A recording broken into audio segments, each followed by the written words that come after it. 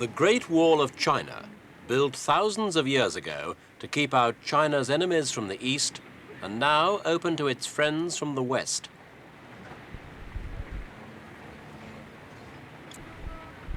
The Great Wall's one of the wonders of the world, and it's a great attraction for tourists, those within China itself, and increasingly for visitors from Western countries. I will. Take care, good luck. Right, okay. Bye-bye. This is too much. I can't get recognised on the Chinese wall. You just got recognized. The big breakthrough came with the recent normalization of relations between China and the United States. Like parts of the Great Wall, the path towards this diplomatic goal wasn't an easy one to tread. The Americans had to abandon the Chinese nationalists of Taiwan, and Peking had to come to terms with embracing the giant of the capitalist West.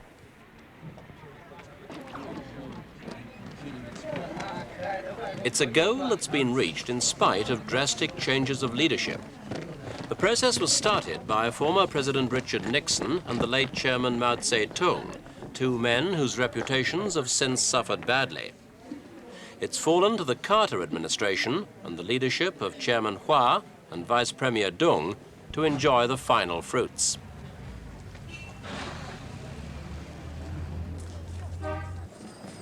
For the Chinese people, the last 2 decades of political life, domestic and international, have been utterly confusing.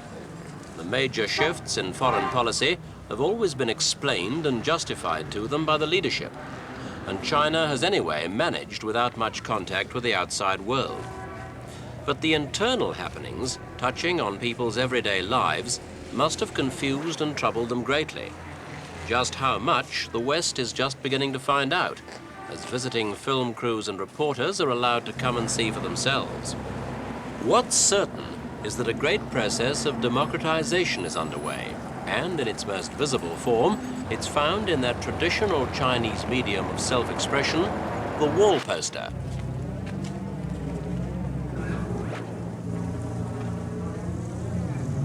Just a few years ago, posters here argued the dogmatic excesses of the disastrous Cultural Revolution, now blamed on Mao's immediate successors, the much criticized Gang of Four. Today, the famous side-tan democracy wall carries posters condemning bureaucracy in general and certain local and national leaders in particular. Other posters allege to illustrate police brutality. But the most unusual and important poster seen in recent weeks announced the formation of a human rights group, similar to those that have appeared in communist Eastern Europe. A list of 19 demands called for the release of all political prisoners, for more political parties, for greater personal liberties at work and in home life. The text also said the Chinese people want to learn more than just technology from the West. They also want to study Western democracy and its culture. The open expression of such views is so novel that Western diplomats and journalists regularly monitor messages on the wall. Nigel Wade, for example, Peking correspondent of the London Daily Telegraph. How are these ones different from anything you've seen before? These posters go far beyond others which I've seen in earlier flurries of poster writing, in that they make basic demands which, if granted, would mean fundamental changes in the system. They want personal rights in the areas of law, which I think they have now been promised. They want rights to manage affairs for themselves at the factory level, rather on the Yugoslav model. And they want the right to elect and dismiss their leaders right up to the very highest level.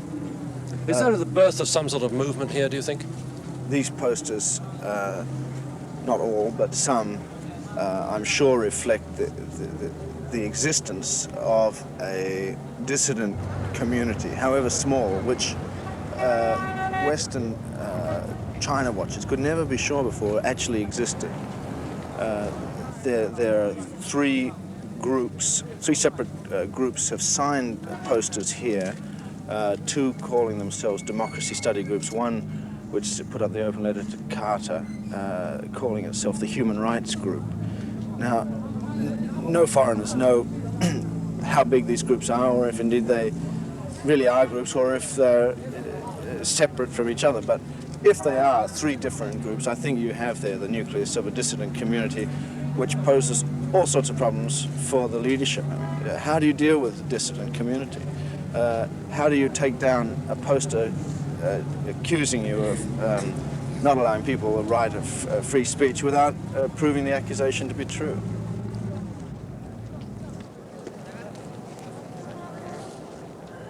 Changes then are in the air, but the Great Hall of the People still bears the portrait of Chairman Mao.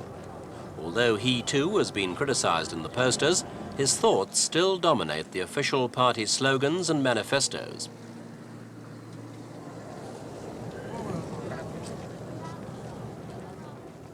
China's main newspaper, the People's Daily, also reflects the broad movement towards freer speech. It's in a great position of influence. With a daily print run of 6.5 million copies, it could be read by a total of 100 million Chinese, the highest readership in the world. The paper's printed by photo facsimile in 9 other cities, and plates for presses in 11 other centres are also flown out from Peking each morning.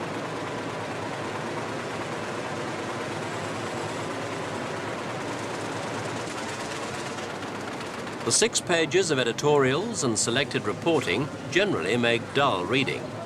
But there's one section of the paper that has really sprung to life. It's the reader's letters page. Every day the paper receives a vast mailbag, 3,000 letters a day, according to officials at the paper.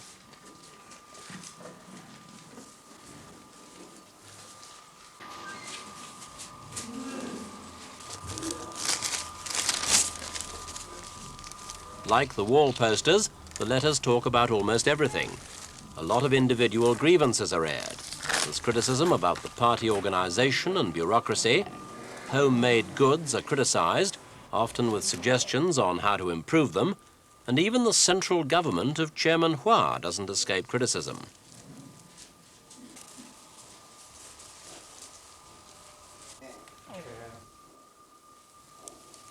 A special staff sorts out the vast majority of unpublished letters, and where possible, they're sent off to the government department concerned.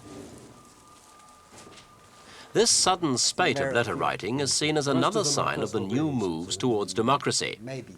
An official of the Chinese Communist Party, which runs the paper, explained the phenomenon. I think because the downfall of the gainfall, a lot of people are very active, you know, because during the gainfall, those people have been suppressed by the gainfall. So they have a lot of grievances. So after the downfall of the gainfall, those people airing their grievances to the People's Daily. So we get a lot of letters from them.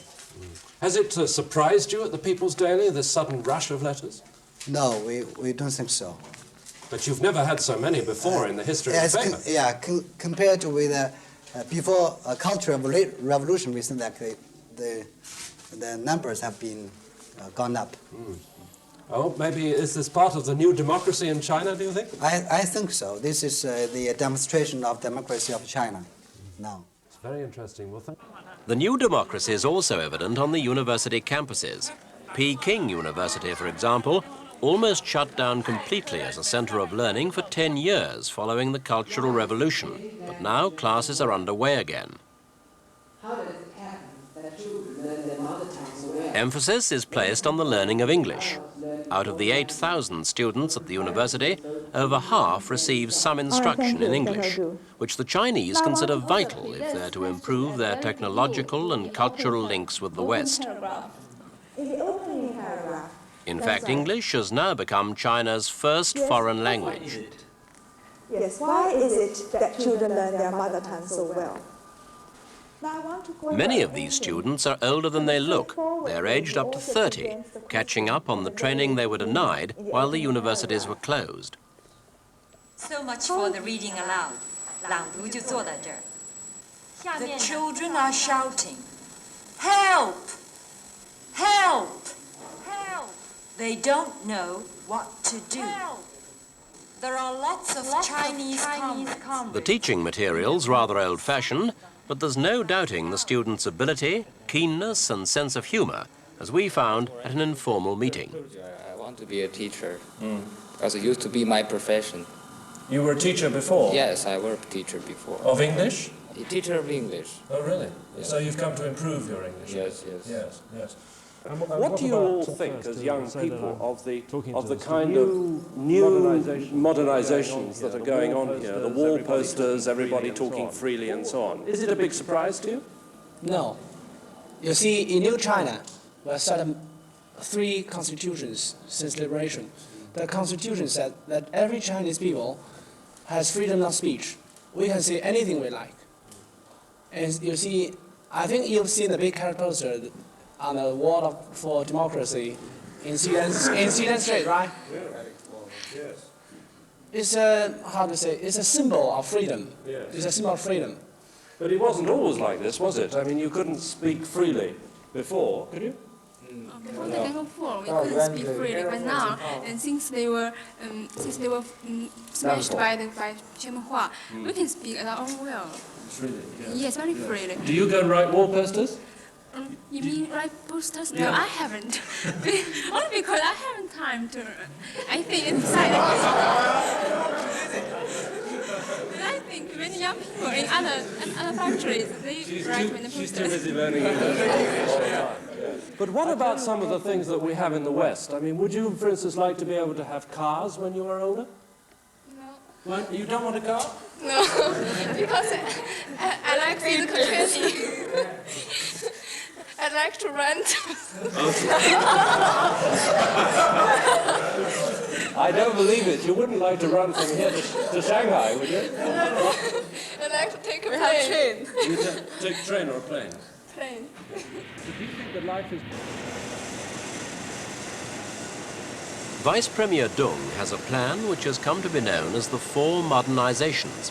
It's a program aimed at upgrading China's agriculture, science and technology, defense, and of course industry. For though this is the main iron and steel works near Peking, to any Westerner it looks about 30 years out of date.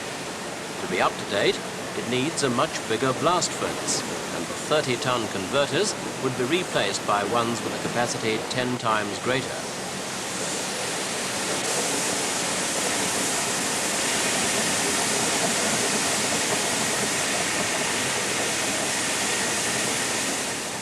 This plant is now in the process of being modernized, and to do that, the Chinese are looking to the West. Here they've brought in a British team, a joint effort by a heavy engineering firm and the British Steel Corporation. That is the new furnace that we are looking at for the automation scheme.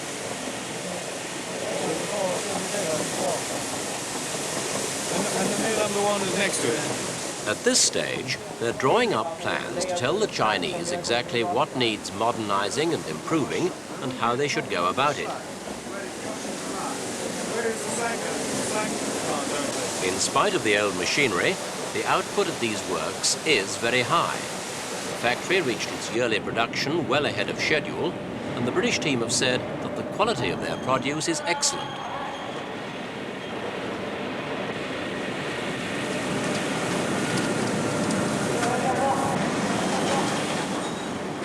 Of course, there's no shortage of labor in China, but to become really economic, men are going to have to be replaced with modern technology.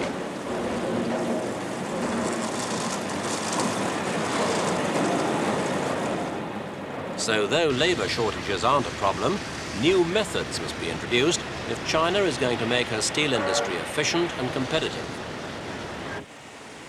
Steam engine number 985 is just another reminder of how old-fashioned so much of China remains. Steam machinery like this is going to have to go if China is to import less steel and boost trade with the outside world.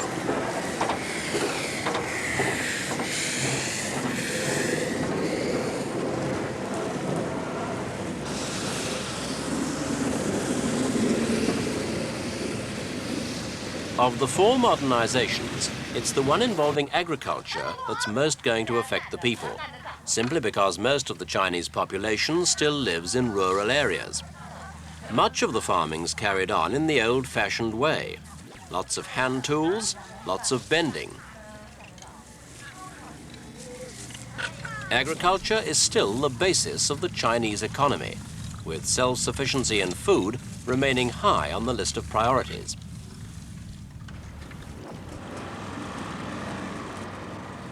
When the farmer goes to the local town, a horse or mule cart is still the only transport he has. It's typical of the changes the government wants through its program of agricultural modernization. So far, there's little evidence of the gradual mechanization that's being introduced, some small motor carts and the odd tractor. It will be a long time before the rural face of China completes any great change.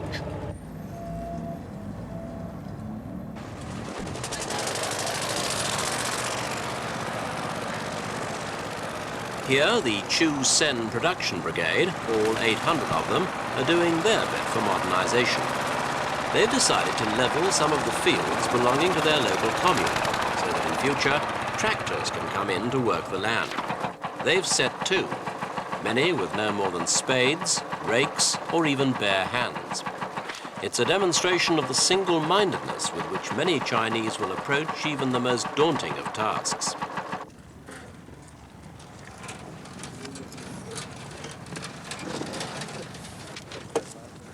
At this stage, it's all digging and then loading onto small wheelbarrows to be carted away.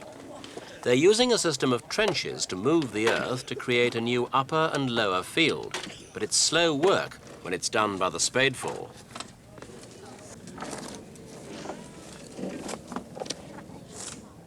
Everyone of working age joins in.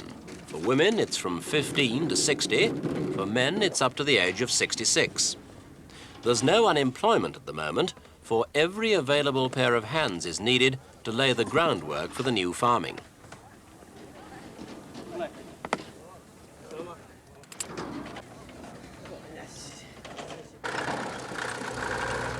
They've now got 3 small bulldozers and a grader to finish the work off. As mechanical equipment increases, so will some of the social problems. For the vast workforce here will find itself replaced by modern methods, and inevitably there'll be a drift away from the land to the towns and cities. This is the Evergreen People's Commune just outside Peking, so called because its job is to keep the capital supplied with fresh green vegetables all year round. Life throughout China is organized into these communes of between 20,000 and 40,000 people. The workers get just 2 days off a month, plus national holidays. They get paid at the end of each year, a maximum of $400, depending on how many work points they've acquired and how good the overall vegetable production's been. What they do get free are housing, electricity, schooling, medical care, and in addition, no taxes to pay. That's all on the plus side, but there are plenty of drawbacks. Though there's plenty of food, it's rationed. There are no elections, no private cars, and no private land.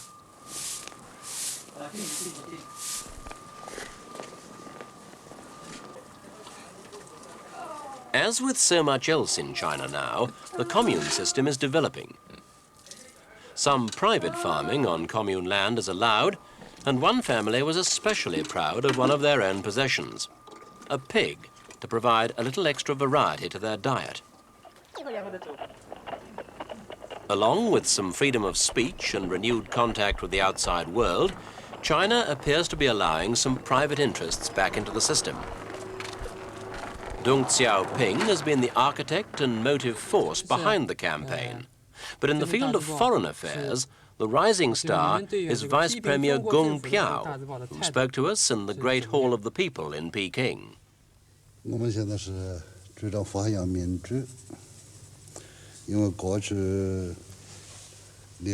Vice Premier told us that he believes that the recent questioning and criticism of the Chinese system is a very good thing.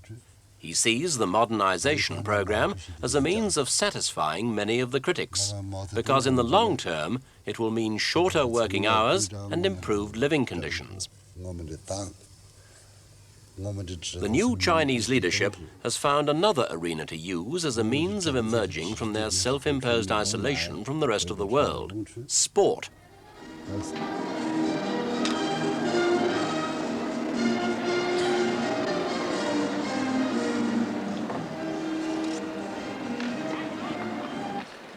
Here, a Chinese ice hockey team on the left is meeting a West German team, one of several European countries represented at an international tournament in Peking.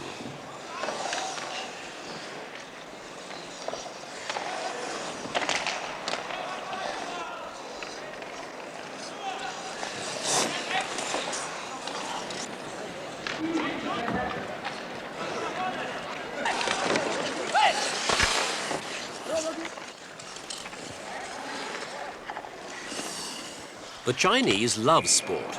They don't shout and cheer like Western spectators, but don't be misled. They're willing on their own team, and they're fascinated by the speed and excitement of ice hockey, a comparatively new sport in the country.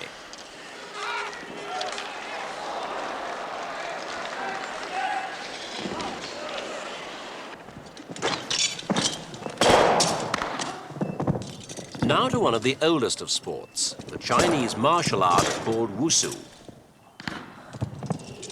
With a sword blade flashing so close to the opponent's head, it calls, like judo, for great mental discipline too.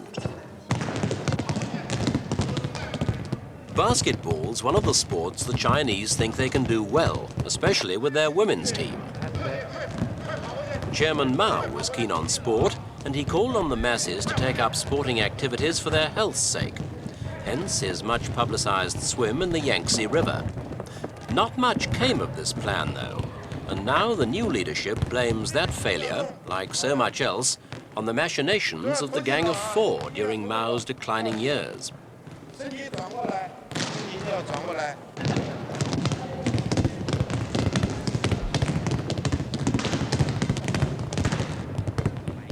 Gymnastics is one area where the Chinese already have world-class athletes, though this student probably won't be ready for the 1980 Olympics in Moscow.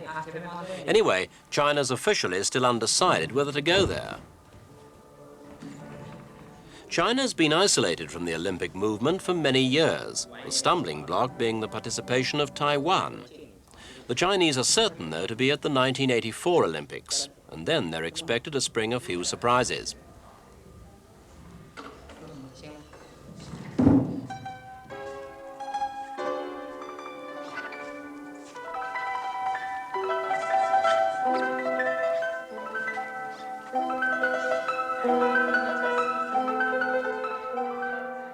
The girls here are learning gymnastic dance at the Institute of Physical Culture in Peking. Dancing of all kinds is now well on the way back in China. It's no longer seen as a manifestation of Western decadence, and the reintroduction of ballroom dancing has been permitted, though only for foreigners.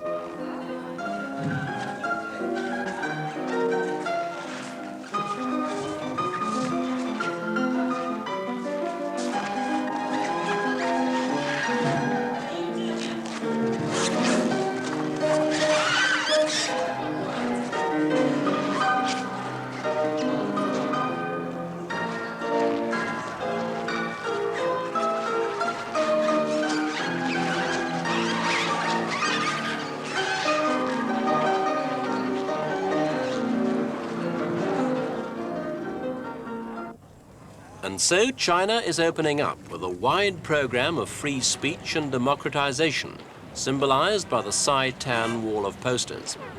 Looking abroad, there have been big deals with the West for trade, development, and even arms, embracing the Western way to modernize the still backward economy. China's virtually turned an ideological somersault, and as with the gymnasts, the country must learn to land firmly on its feet.